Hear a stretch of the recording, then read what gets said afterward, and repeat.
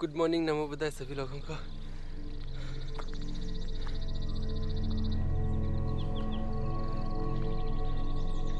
बुद्ध स्तूप 108 उनका आज दर्शन, और साथ ही साथ और भी एक किसी तीर्थ स्थान का दर्शन।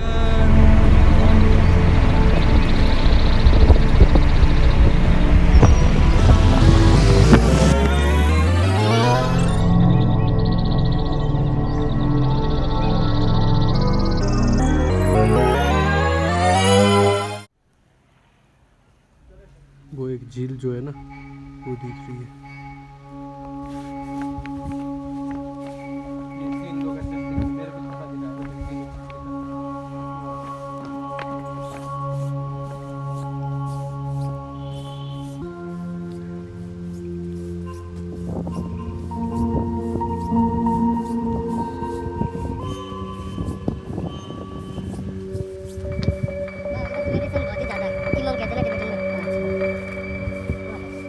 और ये तो केरपा के जो केरपा कहते हैं, तो केरपा तो बहुत ही ज़्यादा है।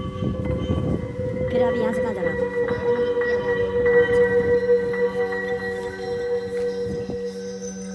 एकदम बहुत ही शांति बहुत है।